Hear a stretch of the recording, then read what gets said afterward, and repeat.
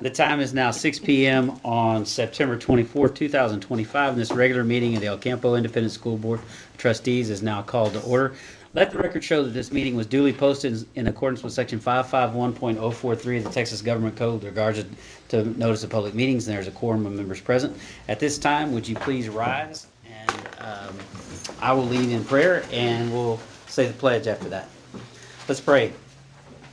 Lord, thank you for letting all of us be here today to make the important decisions and try to lead this district as well as we can. Let us all remember that we all have the same goal in mind and have the same people at the center of our decisions. We ask that you guide us through all of this, and we ask these things in your Son's name. Amen. Amen. I pledge allegiance to the flag of the United States of America and to the republic for which it stands, one nation, under God, indivisible, with liberty and justice for all.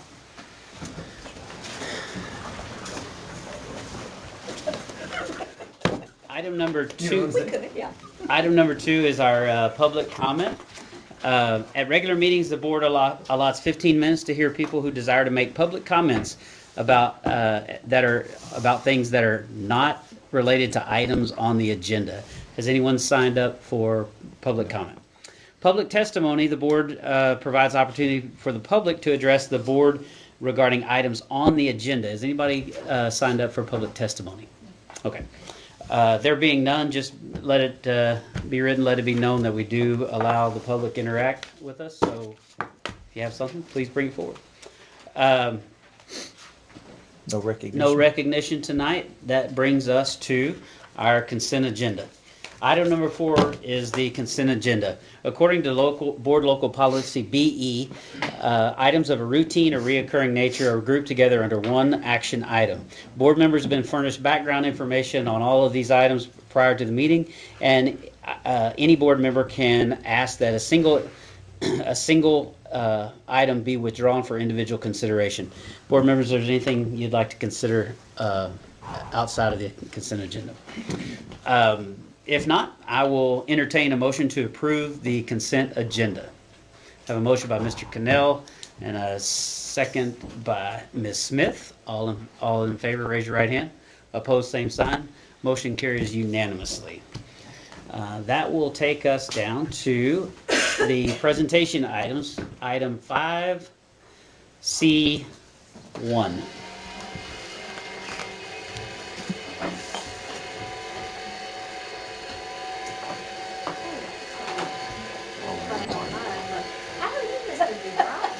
That's why I printed it out. Almost ran over me yesterday. Alicia did. Tell me when to stop. Oh, that's good. Coming out of the construction. Sorry. It's okay. Taking a ride You on right? Webb Street. I couldn't. From your office. You know. Glad we didn't. That would have been pretty brutal. Explain that one to Stephen. Right. Hello, and I'm so thankful that I get to come to you again this year and share these 2025 STAR reports with you. It seems like these days are flying by. It seems like I was just here not too long ago sharing data with you. So we're going to show several reports that we have seen in the past, so it should be very familiar to you. I am very flexible. Please stop me if you have any questions. I don't mind that at all.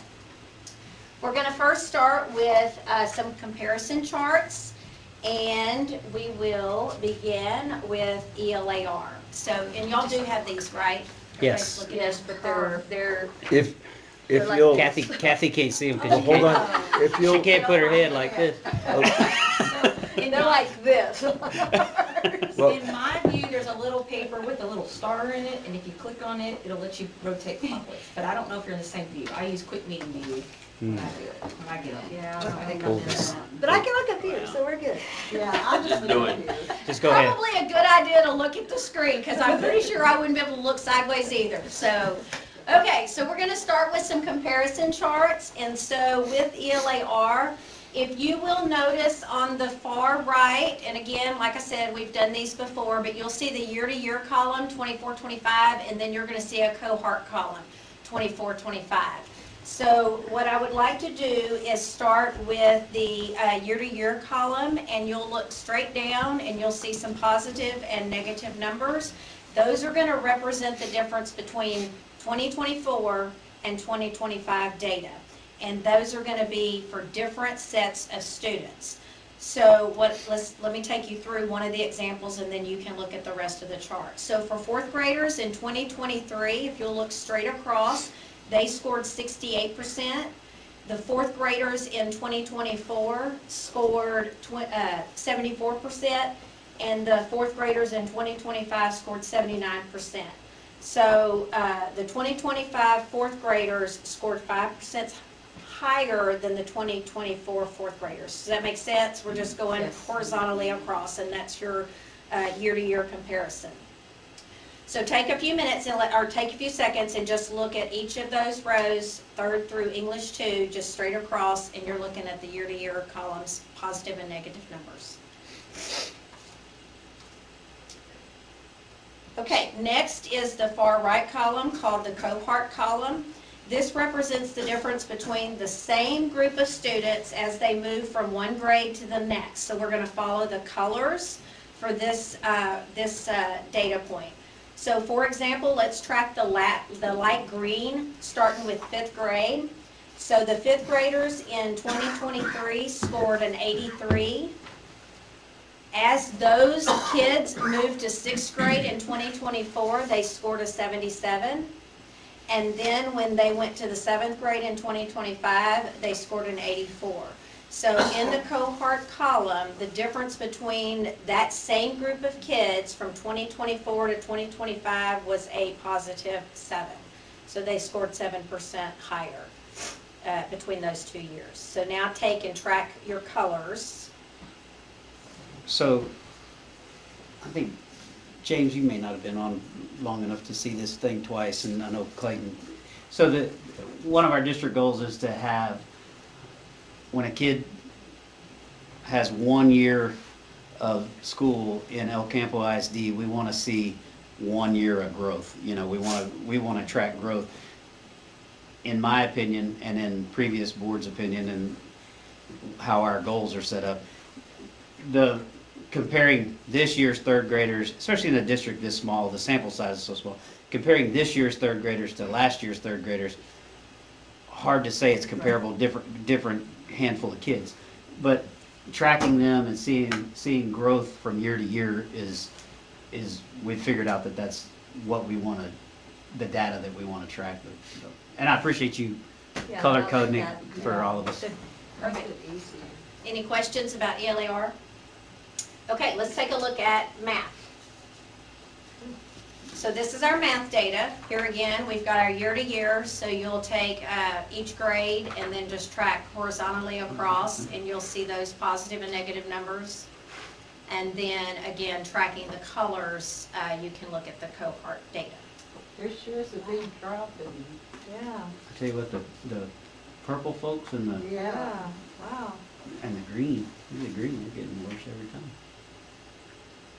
I mean, from 85 to 57. That's just like, When you see a number like that, I mean, could it be bad data? So I mean, we're That seems dramatic. we're working on that. What about, Yeah. and the 94 for the 5th graders in 2023?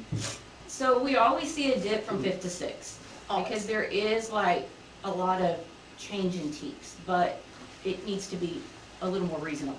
Right. We Yeah, are a that's little far than it probably should be, but we typically do see a dip every year because of the change in TEKS and math from 5th to 6th. But And yes, within this data, we've also seen a change to STAR 2.0, where Yes, they had to correct. start supplying the answers and the tests were restructured. So Right. there has been a change in the STAR test with this data as well. Okay. That's pretty much the same thing for 2 years in a row, Yes. fifth to sixth. And it's not, this year is not really any different than last year. right, Correct. 94 to 65, 85 to 57. Correct. That's never, we have seen that data for as long as I've been in the position I'm in. It's always gonna change, that fifth and sixth. It's just, there's a lot going on with those kids changing from school to school. Okay, any questions? All right, science and social studies. Now, we cannot see cohort data for science and social studies because we don't take that test every single year. So the only data that we receive on these kiddos is the in that within the year-to-year data 24 to 25. We can't track them progressing through those contents. Any questions there? Okay. All right, next set of data tables that we have is going to be the STAR performance tables, and this is going to be our campuses against compared against Region 3 and the state. And we're going to start with our total combined scores at ECISD. So I want you to focus on the percent approaches column, and so that's going to be your column. Let's see if my little pointer's gonna, my clicker doesn't want to work now. Okay. It's on the ceiling? Oh, wow, I had to really go down. Okay, so we're looking at this column right here. That number right there, that percentage represents the percent of approaches, meets, and masters. So that's every kid that actually passed, okay? And then the columns to the right of that, where it says meets and above, that's going to be the percentage of students that actually scored at meets and above. And then the very last column over there, percent masters, is just our kids that scored masters. But the main one that we want to focus on right now is our percent approaches and above, so that because that's every single student that actually passed. So what I want you to look at is the first subject at the top is our reading language arts. So ECISD scored a 74. Let's see if I can get it there. And then the state scored a 74 as well. So you see the difference between us and the state is 0%, which means we were at the state. We compared to the state exactly. And the next subject is math. We scored 65% and the state scored 69%. So we were just slightly below the state. In science, our science courses, we scored 77% and the state scored 75%. So we scored slightly above the state. And then our history, social studies classes, we scored 72% and the state scored 75%. So just slightly below the state for that as well. Any questions there?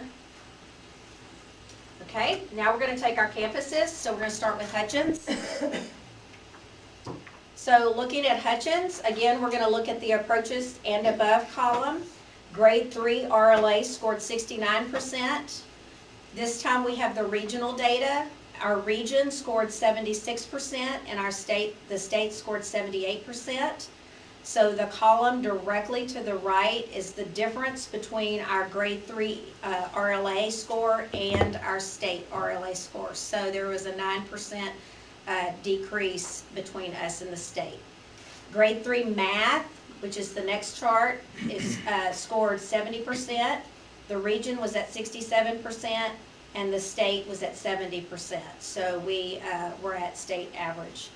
And so for Hutchins, we performed lower than the state in RLA and performed the same as the state in math. And I just want to point out here too, even though we're seeing that we're not at the state, keep in mind that when you think about the state's demographics, we have more challenges than the state average, right? So when we can get to state, that's huge. Like Yeah, that's a big deal, right? And so I'm all going to say go for state. That's a great accomplishment for us. But I also want to point out, especially here, and it happens multiple times in here, is even though we're not at state, we've increased in those areas compared to last year. So like, I'll just use the RLA for example. Like last year, the approaches number was 62 and it's now 69. The meets was 33, they got it up to 38, and the masters was only 8 and it's up to 11. So even though we're not, at the state level, we're still increasing those areas, which is part of the goal too. And our region is Region 3. Region 3 out of Victoria. Out of Victoria goes Yes. that way, right? Yes. So, and out of the big schools, we're looking at Victoria, us, Bay City, Fort Lavaca. Port Lavaca. Yeah, I mean, just, so, some of the smaller schools, you know, their demographics are way different Yeah.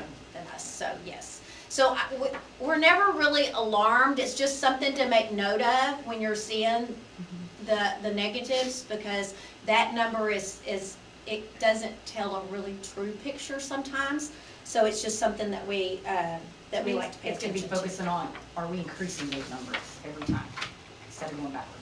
Correct. Any questions about Hutchins? Okay, let's look at Northside. So,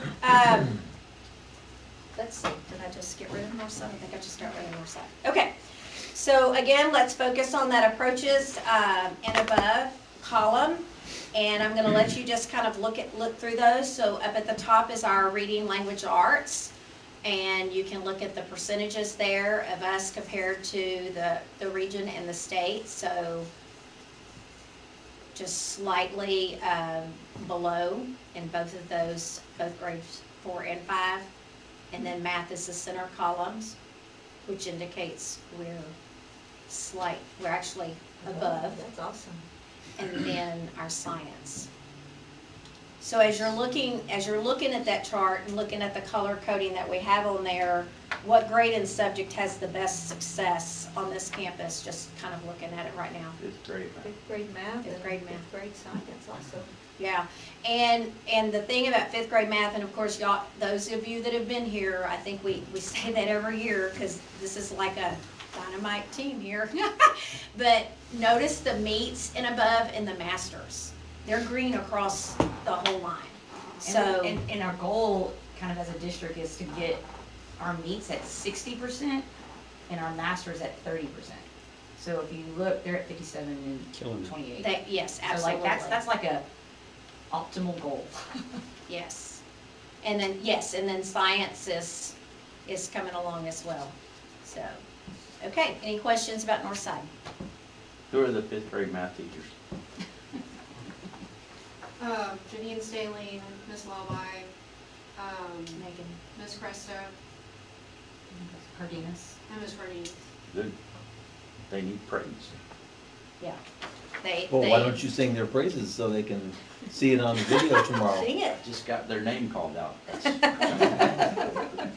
So who are they again, Miss Starry? Laura Cardenas, Megan Laba, Janine Staling, and Susan Cresta. Thank you very much. Awesome. Any other questions about Northside? All right, let's look at middle school. All right, so again, RLA is at the top. We have grade 6, grade 7, and grade 8. You can see those percentages.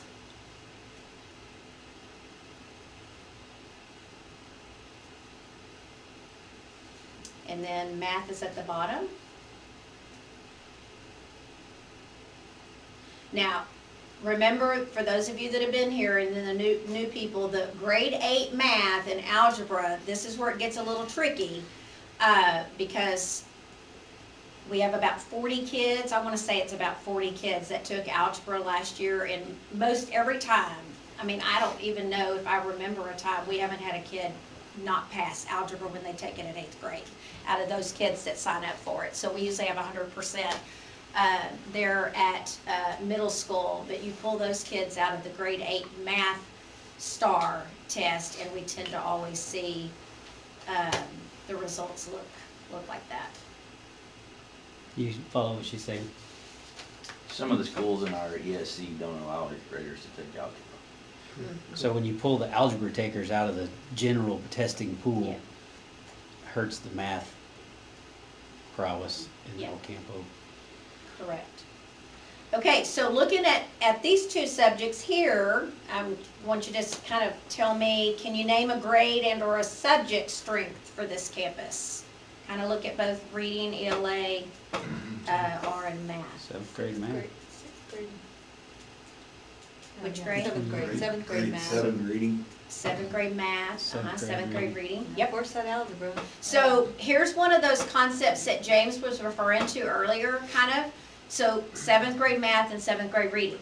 What do we want to say about the 7th grade kids? collectively, they're probably a Activity. group that collectively performs pretty Pretty good. well through the system, because they did very well on both of those. Okay, next is, They didn't, 2 years ago is when we looked at that first one where it showed the sixth, the seventh. Yeah. Remember, fifth or sixth? When they were in sixth grade. And they were sixth grade, they didn't, so, good job. Don't call their See names that out. the seventh grade teachers are strong? So who are the seventh grade teachers, Matt? Ms. Fleener?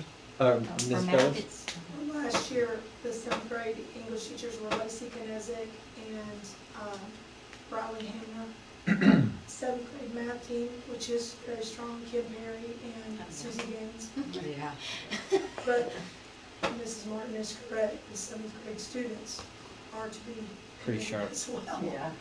Pretty sharp. And even those seventh grade students took a sixth grade dip, they're all gonna take a sixth grade dip. Correct. Which is why if you look at our sixth grade, even as shocking as that was, like, look how it's still kind of, it's not that far off the region.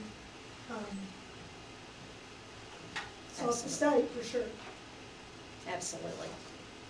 Okay, so then let's take a peek at middle school's science and social studies.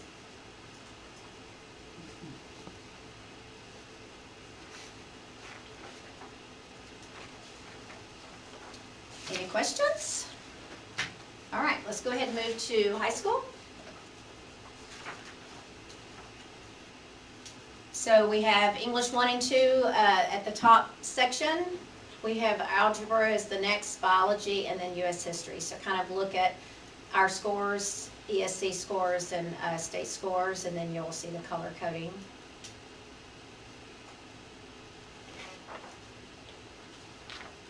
What's our strongest subject at high school?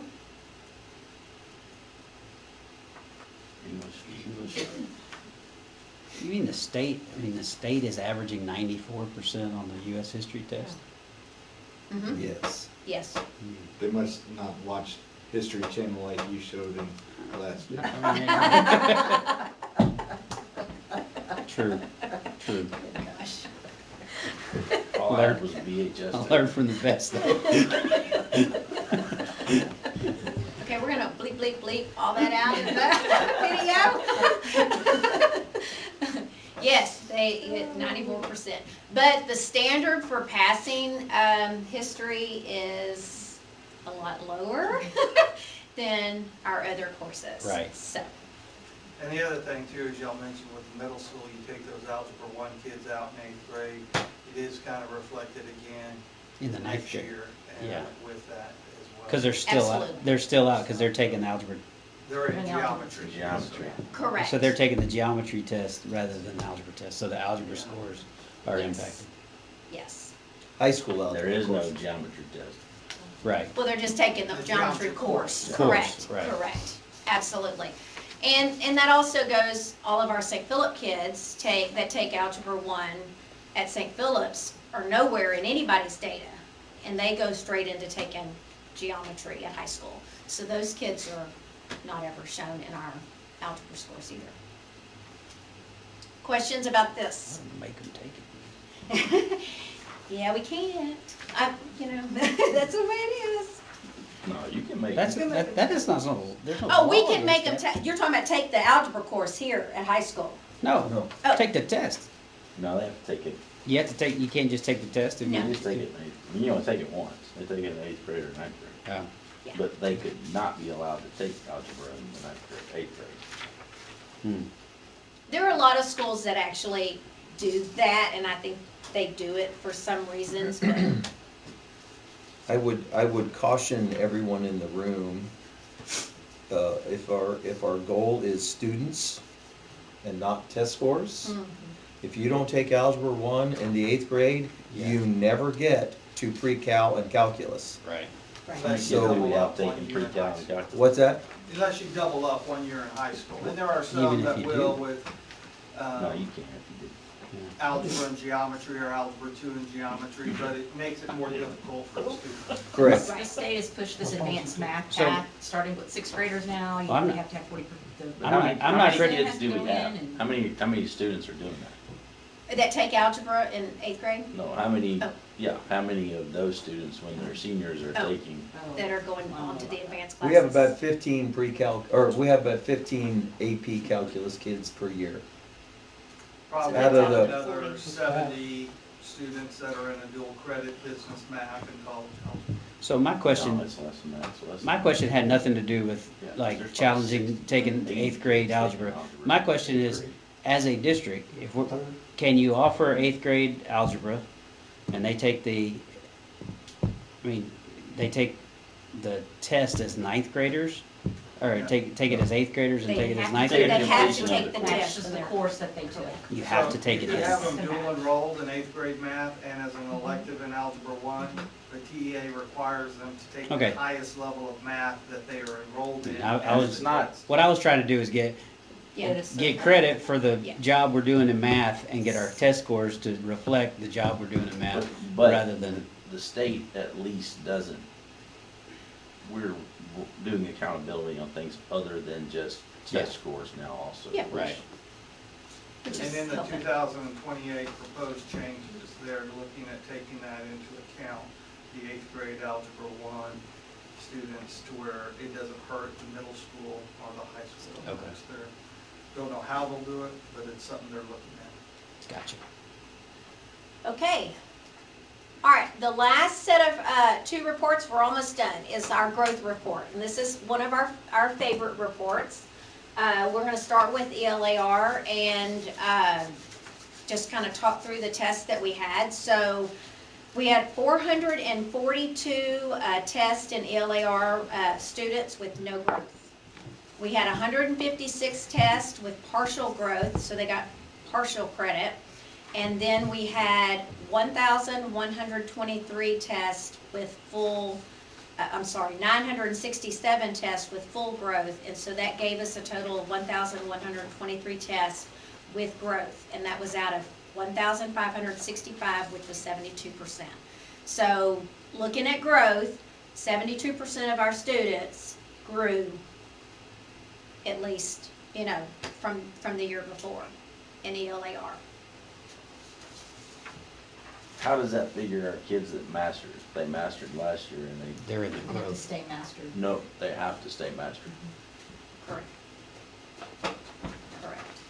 Now, I'm not gonna tell you that some of them might not be falling down into the partial growth because they might slide backwards a little bit somewhere in there, but they're getting credit. I mean, as long as they're staying in that master's area, then they're in there. They get their credit. They get their point. So 72% for ELAR. And then looking at math, we have 471 tests with no growth, 180 with partial growth, and 612 with full growth, which gives us 792 out of 1,263, which is 63% with growth.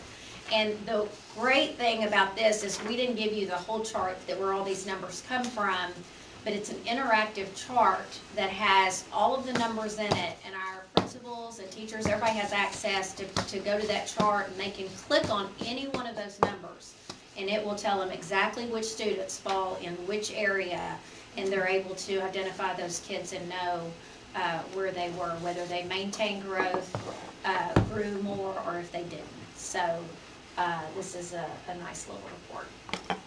All right, so do we have any questions of me? Anybody any questions? I think you've answered them along the way. I appreciate that. I like doing it that way. Thank y'all. Thank you. Thank you. Okay. That will take us to item 5C2, presentation of ECISD literacy instructional framework. Before Alicia starts, I'm gonna raise that so that we can get it out of the way.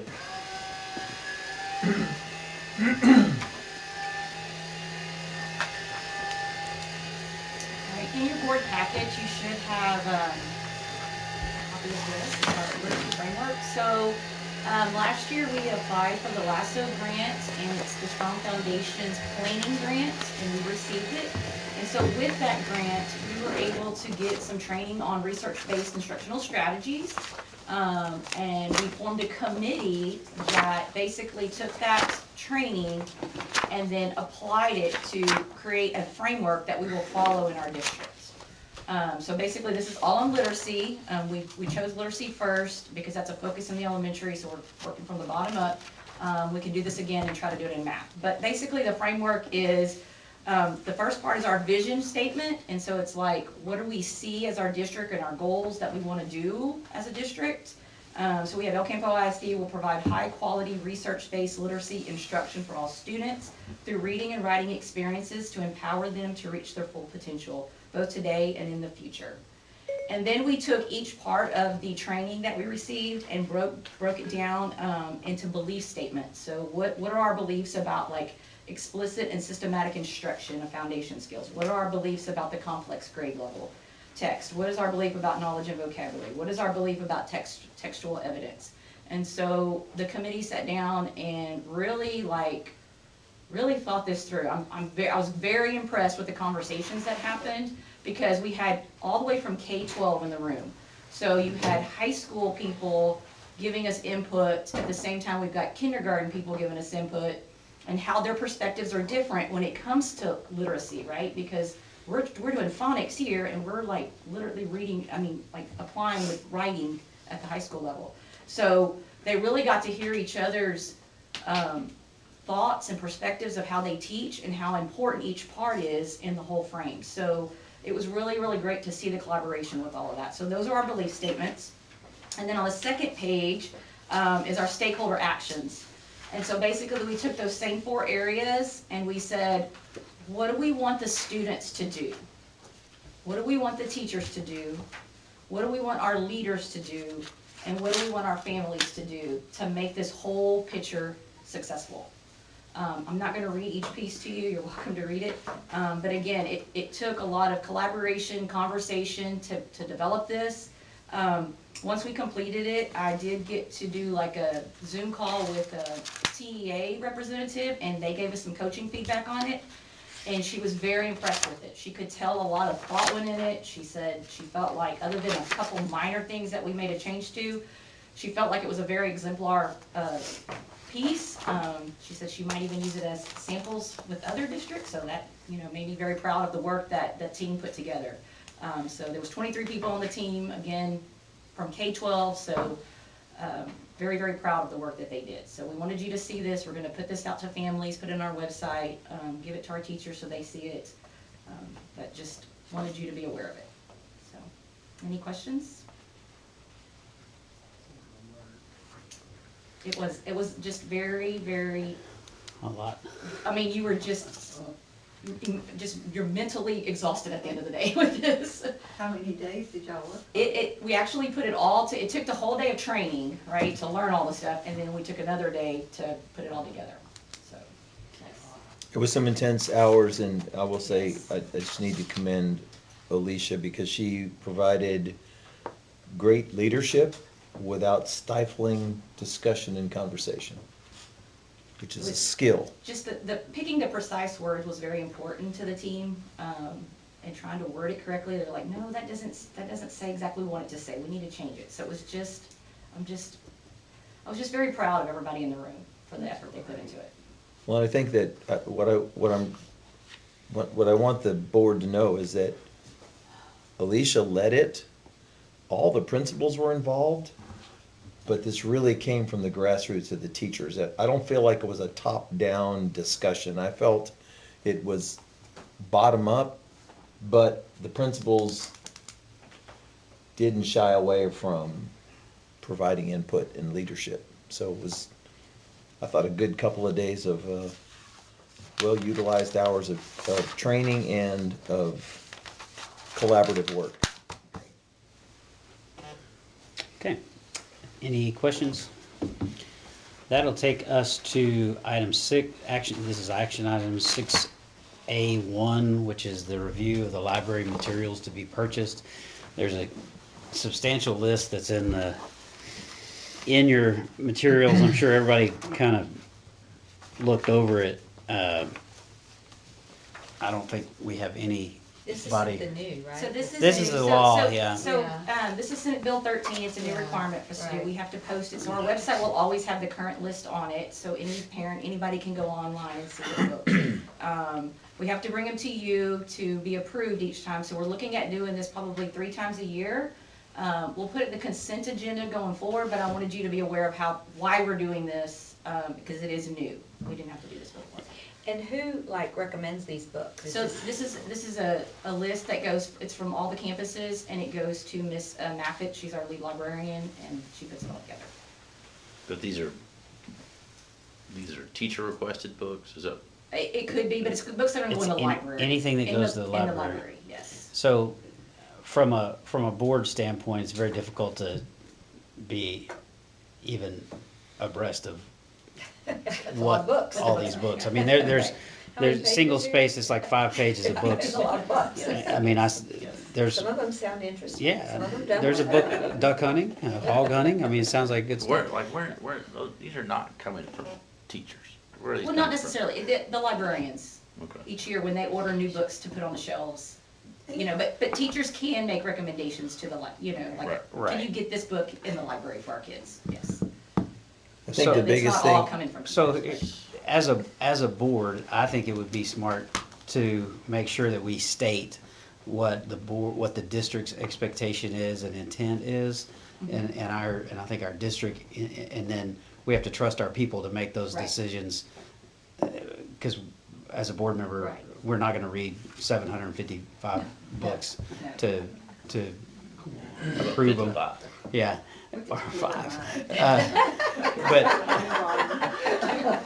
But I think our board wants these books that are purchased to reflect the values of our community, just like all the decisions we make. And I think that would mean steering away from all things that are in the news, kind of, and we don't want to end up with a book by accident that has something in there that none of us in this room would agree to. So I think just in general, we would like leadership to convey that idea to our lead librarian.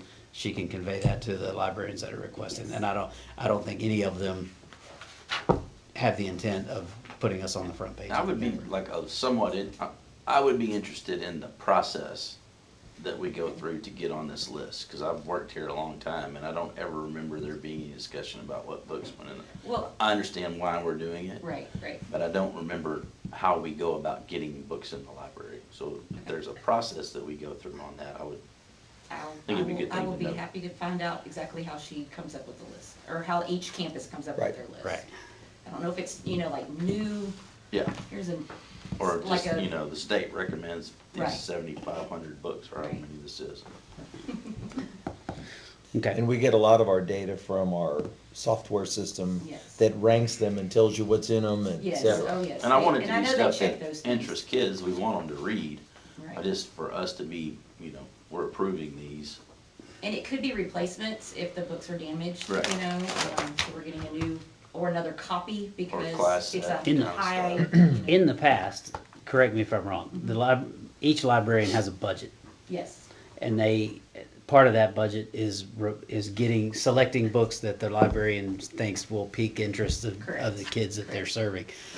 I don't think that process has probably changed. It has not. The only part of the process that it's now coming before the board. Right. And we've never had, to my knowledge, and I've been here quite a long time, but I don't think we've ever had any type of issue where things have gone wrong. And I'm operating on this action item under the assumption that we're doing, that our people are doing the job that we expect them to do. Right. And I think that needs to be conveyed more than ever. And I'm okay seeking a motion to approve it I without. have one more question. one Okay, more go ahead. discussion. So, do we pay into a deal where kids can go and read books online? so we have Overdrive, Okay. and then Hutchins has Myon as well. So who vets those? Because those So- aren't on this list, right? So, no, they're not on this list. So we're, So this is going forward. So anything we've already got, Right, we get. I understand, but you But- see what I'm saying? If we're gonna monitor what goes into the library, but we provide access to An online That's a- an that's a library. great infinite question. library, That's a great like, question. what are we doing? Right. Oh, not that I mean, I think No, I- kids I being able to understand get what to you're them is a saying. great Yeah, thing, yeah. and I don't know, I mean, a lot of people just read online now, they don't even read Mhm. books. You're right. I know No, I that's a don't. great question. I think that would be a good answer. That would be a good thing to come up with is who's monitoring those couple of programs or whatever it is that we have. All right, I'll make a motion to approve the list as presented. I have a motion by Mr. Dubrock, second by Ms. Nahavitz. All in favor, raise your right hand. Opposed, same sign. Motion carries unanimously. I'm going down. Mr. Dubrock, you may have got a job.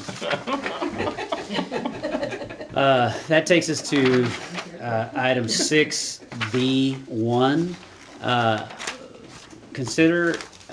Consideration of action on the first phase of bond 2025. Pretty exciting. Yes, so, board members, because this is not finalized, and it's not necessarily over on the overhead, I could have done that, but I felt it was easier for you to see it in your own hands. Ms. Starry, if you wanna take these and see if anybody else wants to take a look. I don't have a whole bunch of them, but at least Ms. Starry would want to look at it, I know, because she's been integral in doing this. So this has come out of a lot of great work. Those people that are on the facilities committee got an email from me earlier this week about the entire process that has gone on. And this is the culmination of all of that work. So I'll give you just a couple of minutes to look at this work. And then I want to be able to tell you what I sent to the committee about the process.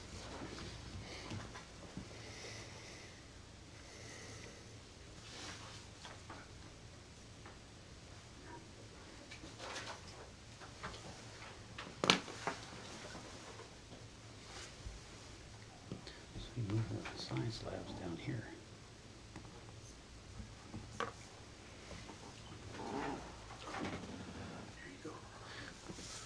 That was a complaint. He moved them down here. That's a good Can you idea. make it bigger? Pull it up on. Oh, okay. That's what I was gonna say. So let me just kind of explain to you what's gone on right now. So I'm welcome. back in May, the community approved a bond. In the month of June, we worked with Park Hill. Actually, in the month of June, we went out for bid for an architectural engineering firm. They were approved by the board in May, and we started working on a contract with them. We then went out for a construction manager at risk in June. The board approved it at the end of June, and we developed a contract with Palasha Construction, who was our construction manager at risk, in the month of July. So by the end of July, we were working with both Park Hill and Palasha Construction and some service providers who were doing infrastructure types of things on the buildings. So that included, you know, like the roof, what kind of roof we're gonna use, what kind of materials are we gonna use to build, the geotechnical doing borings. We had to get contracts with all of those companies. So the month of August was spent behind the scenes doing a lot of work with technology companies, structural companies, electrical, plumbing, air conditioning, mechanical, etc., structural engineers, civil engineers, etc. Once we got all of that in line, then we began working with a group of high school teachers, about 15 of them, and we also worked with a group of elementary teachers, about 12 of them. We continued to work with the facilities committee, which was people like James Cannell and James Russell, and we had Rich Dubrock, we had David Vallejo, Ed Irwin, Greg Palashik, who is our construction manager, Mark Freeman, Demetric Wells, we had Jeff Balser, we had large groups of people providing us input. We came back with input, and of all of those individuals, including quite a bit of engineering and architectural and interior designers at Park Hill, this is a tentative plan. I will also tell you that Miss Starry, Mr. Wells, Miss Anderson, all had large input into this product that you're looking at. So what is it that you see? Well, the first thing I want you to notice is on the bottom, the south end, right in the square middle, which are 3 science labs. Those were not in the original plan, but each grade level, whatever grade levels are at this campus, and our thought is it's going to be 3, 4, and 5, they all will need a science lab. The idea was to have a separate science lab. Originally, we were going to have 2 science labs per grade level, but that was going to require us to add so much square footage to the building that quickly busted our budget. So we went away from that. And so 3 science labs down there in the bottom. You'll notice on the west and east side of this facility are 12 instructional classrooms. There are 12 instructional classrooms in the gray on the bottom that says not in the scope, because they're already there. They were built in 2014. Those classrooms all have sinks in them. The facility committees did not recommend sinks. The teachers wanted sinks. A lot of discussion went right now. So our plan at this point, because of costs, etc., the likelihood is we may not put sinks in the new construction. Jeff Balser reports, Mark reports that those sinks in the classrooms are not used for academic reasons. They end up finding cereal and wrappers and all types of things in those sinks. It's been causing drainage problems. It causes plumbing problems. It is in this hallway that is already built. So what grade level goes in there may be the grade level that teaches science for a test. The other 2 grade levels might be 3rd and 4th, and the gray could be 5th. That has not been decided. That's part of your jobs. I'm sure that you'll tell me to go find out from the teachers where they want to go, but that is not in this plan. This is just a basic generic plan. In the blue is 12 classrooms in 2 different grade levels. I also want you to note that in the red spaces are special ed spaces. Those have been thoroughly vetted by Miss Anderson for life skills classrooms, for behavior classrooms, for resource classrooms, etc. We feel like we have plenty of space and new facilities for students who have special needs. The gymnasium was changed. It's in the upper right-hand corner. It's been moved a little bit further north. It also has seating for 500 to 600 people. You'll notice that those bleachers come out onto the gym floor. So this would not be used as a competition gym, but those bleachers are there to satisfy parents and grandparents when they come to assemblies. Another factor in that area would be sound baffling, so that we could muffle sounds, and probably a better than average sound system. The other thing you'll notice that all of the classrooms are on the exterior and the central office area is on the interior for the principal, 2 assistant principals, 2 counselors, a principal secretary. Things that we added after the fact. We have a music room. We have a art room. We have an ISS classroom, which is at the way bottom, the pink one. We have our intervention room. We have 2 resource classrooms. We have a music room. I don't know if I already said that, but I just want you to know that we have taken care of everything we think would be in in a building. Is there, yeah, restrooms in the sped class? Yes, restrooms in the sped classes. Good question.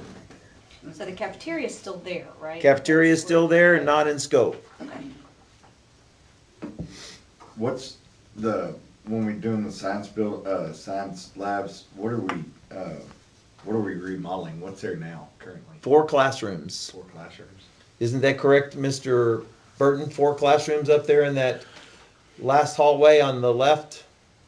So you're going down to the very last hallway, and you're going north, and so you have classrooms on the left and classrooms on the right. There's 3 over here and 4 over here, correct? Yeah, 4 or 3 on the right. 4 on the left. So we would be converting 4 classrooms of approximately 800 square feet to 3 classrooms of approximately 1,100 square feet, plus storage rooms. So that. We're doing away with the old gym. It hadn't been scoped yet. It's not there anymore, is that getting torn down? Everything south would be being torn down. We haven't made a decision on the gym, but we're not planning on doing a renovation. One of the ideas, Rich, was that we just make it a shell and turn it into an outdoor basketball court, whatever. But it could also be demoed if parking is needed, which I'm going to share with you that It's definitely needed. parking is an area that That's the one thing the only comment I would have is that I'd like to see more parking somewhere in this plan so that when you do have the programs or whatever. And right now, they're just stealing all the church parking lot. Yeah. let me, I'm not trying to, But let me just share with you that to get this done in this short period of time, we've been working yeoman's hours and, The only other concern I would have would be the elimination of a pond. can't get rid of that's the not a pond. pond, that's a detention. That's the detention. detention. That's the existing already detention. It's already there. It's a, Fishing classes. it's a detention pond, not a retention pond, so there's no. It's just for runoff. Yeah, not Bring it supposed out to, there. we already fought that war 5 years ago. We're not gonna fight it again. It's mandated. We didn't want it. So I think they've done a pretty good job. This has also been seen by Greg Palashik. And again, we're not to the final stages. I can assure you, if you'll look at Miss Starry, if you've been watching her, she has been over every bit of this plan and has grilled me for the last month. Correct? Yes.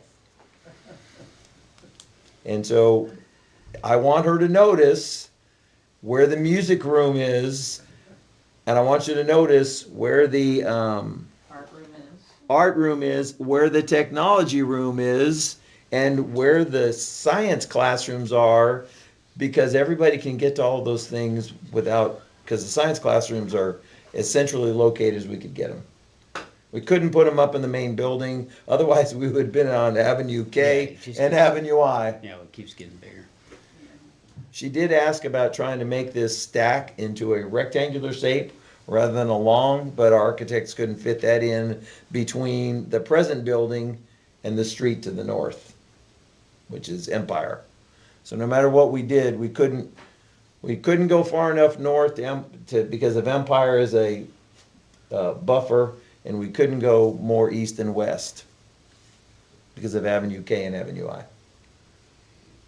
I like the layout. It looks, and I like that the gym is accessible without having, the gym and the office are accessible without having to get on campus, per se. You know, you don't have to be.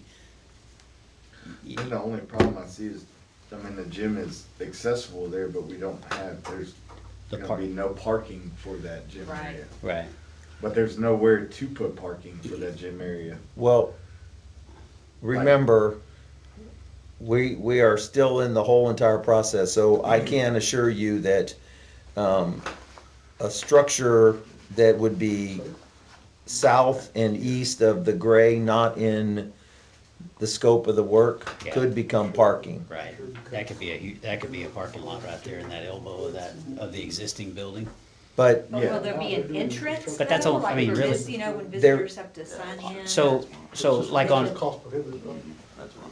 like on, let's say the Veterans Day program is a Right. big deal there. Right. Yes.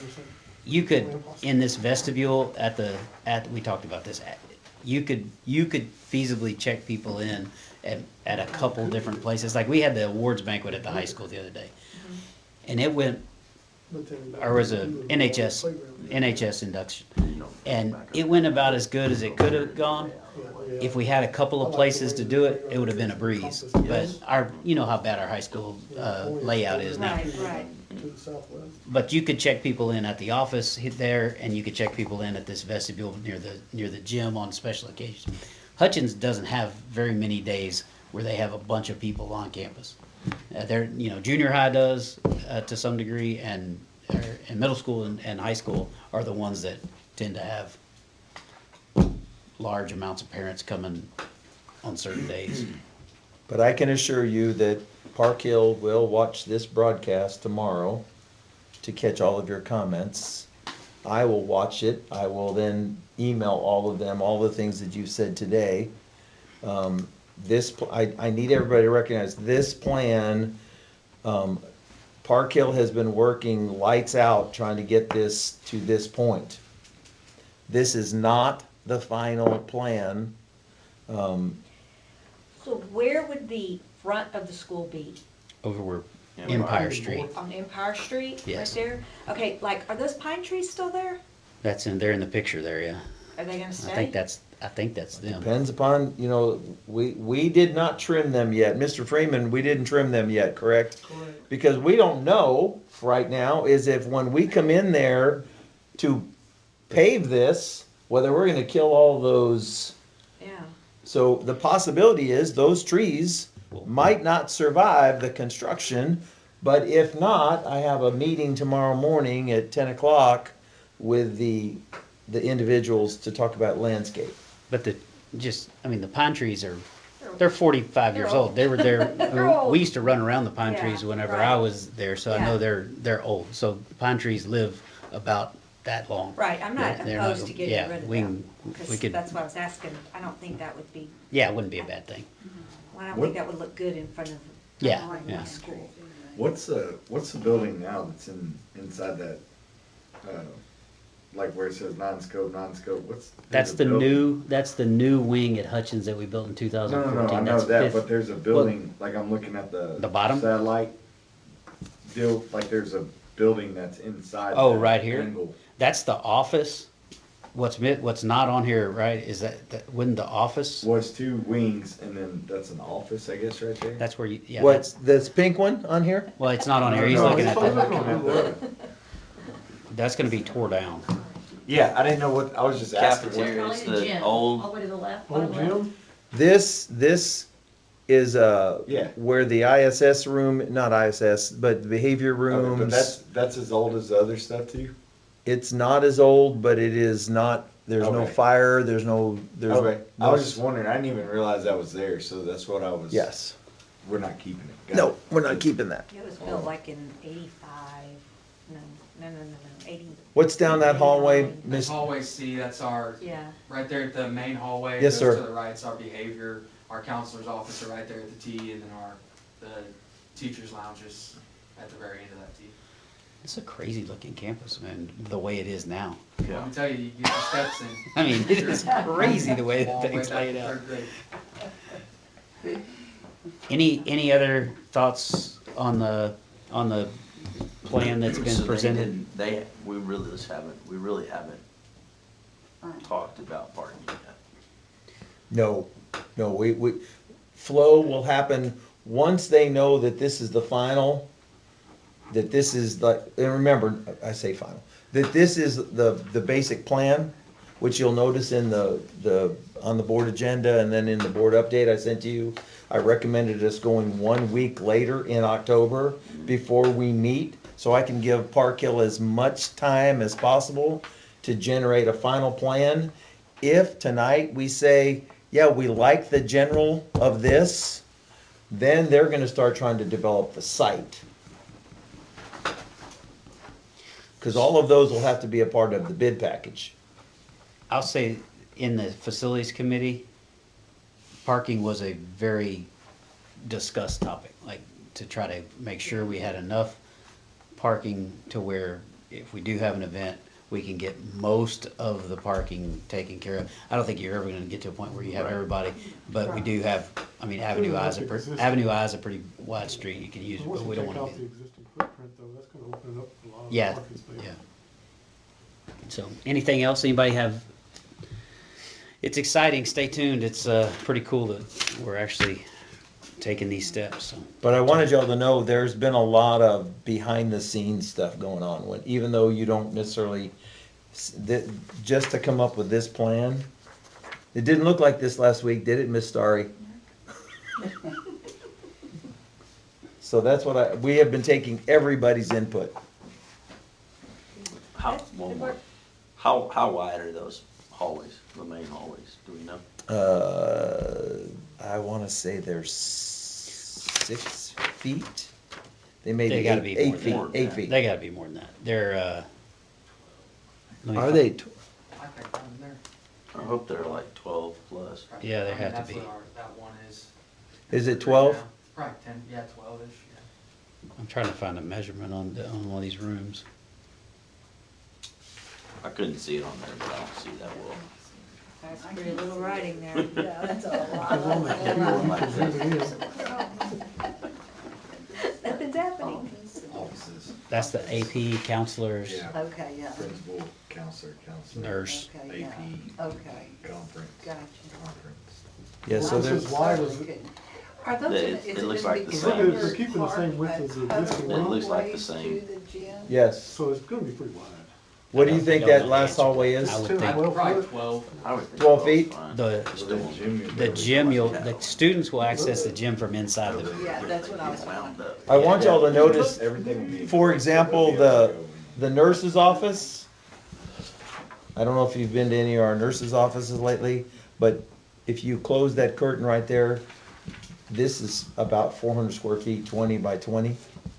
And you'll notice that's what the size is in the nurse's office. That will allow for curtains to be drawn, kids to have a place to lay down. We're probably about, what, half that size now, Alicia?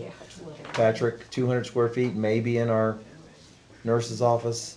But it's also, you'll notice on there, it's got restrooms and everything. I mean, we're feeling like we've tried to address all of the issues. The classrooms are all a little over 800 square feet. 792 fits 36 square feet for 22 students, which is what's required. Most of our classrooms are not full at 22. Most of them are around 20. So we feel like the classrooms are ample size. When we come back from the high school, we'll probably have a little bit bigger classrooms because we're not gonna limit ourselves to 22 students. The bigger kids too. Bigger kids, but it's more about the fact that we won't limit ourselves to 22 like state law does for the early childhood, elementary. Good A work. lot of good work. Yeah, a lot of good work. Good work. So really good. I would request that the board approve a motion that this is the generalized, what I have it on the agenda, I forget what it says. First phase. First phase. Yes, Still a work in progress. yeah, I don't want anybody to get the wrong, because you're still, every one of you can go home and send me an email about something. I know Miss Smith would like to get a, I meant to find. well, and I can send it to you electronically so you can blow it up on your computer Okay, screen. that'd be I'll great. move that we approve the first phase of the bond 2025 constructions at Hutchins. Second. I have a motion by Mr. Dubrock, a second by Mr. Cannell. All in favor, raise your right hand. Opposed, same sign. Motion carries unanimously. Okay, that will take us to discussion and consideration of the serving line installation at Myatt Elementary. Well, first of all, board, I'd like to express to you our sincerest apologies. This is not a service line that is gonna go in at Myatt. It is actually a service line that's gonna go in at Northside. You probably see that on your proposal, Yeah, but. the proposals have but- north side, I saw Yes, that. but Mr. Wells happened to put Myatt on the agenda, and so for that, we apologize. This will come out of our fund balance for food service that has to be spent, and so we're just gonna put in a new service line, and you can see the costs. Does not impact the general fund budget, Is this like replacing something or something? replacing new? the whole line, The whole thing. You said food service fund balance. food service, yes. Not the that's the right, general fund. not the general fund, the food service fund balance. Okay. Okay. Wanted to clarify that, so I'm, Yeah, did, that's I, good, because I was wondering where the money was coming from. I did Yes. too, and I thought, well, we've got too much money in our food service fund balance. okay. We can only keep a certain amount. We're about to be okay, I guess. We are. So is this, I don't there's know. 2 in there now at Northside? Miss Wortham, are Yes, you sir. back there? The food service line, just help us understand exactly where this is going. Is there, at Northside, obviously cafeteria, but I mean, there's 1 service line there We now? have 2 service lines right now. You have 2, and then this one will go, how are they This is gonna? replacing those, right? This is. Yes. We're not adding anything. No, we're not We're adding. not adding, we're No, replacing the they're existing, tearing those out. they're tearing the service Yes. lines out and replacing. Yes. All right. You'll notice that this quote is, Are we this, doing that work, or are they doing that work? they will We're do doing that the work. Electrical work. It said that we were. Well, this quote is for removing 2 serving counters and hauling away. Cutting is required to allow counters to be removed. Electrical disconnect of existing will be done by El Campo ISD. Okay, electrical. Yeah, Be like, done by us, they're gonna Yes. take it out. Mr. Freeman, do you have anything you wanted to add? I don't know how much Mr. Wells has been communicating with you about this. Yep, so I know it's our guys doing the electrical, but the service is already there. But they'll, Well, that's good to know.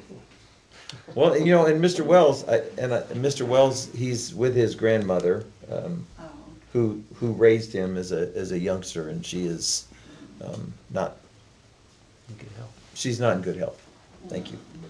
I don't have any questions on this, if it's, I I think, move that we approve the purchase. I have a motion by Mr. Dortick, have a second by Mr. Ryan. All in favor, raise your right hand. Opposed, same sign. Motion carries unanimously. Board members, I don't have a whole lot to talk about in closed session, but we'll give you an opportunity to ask about some personnel issues in closed session. Outside of that, when we come back, we have no action items. The only thing I want to mention is about the rescheduling of the October board meeting, but there is nothing left on the agenda, so if you want to give the individuals in the audience the opportunity to depart, you may. So we're, just so everybody knows, and we're gonna try to push the October board meeting, which was scheduled for the 22nd. Correct. We're gonna push that to the 29th Correct. in hopes of, there's a slim hope that the architects will have more information on the school project, so they don't have to call special meetings to keep the process moving. on what, the 29th? 29th, correct. Can everybody check their calendar Yep, and I see got if it. that works? I got it. Rich, 29th work for you? Can we come in Halloween costumes? You can do whatever. I won't, but you may. Think Mr. about Cannell, this. you good? I'm good. Okay. Still at Ms. Smith? 6? Yes. Still at 6? Yes, ma'am. Time is now 7:08, and we will adjourn into closed meeting under Texas Government Code 551.074, 7:08.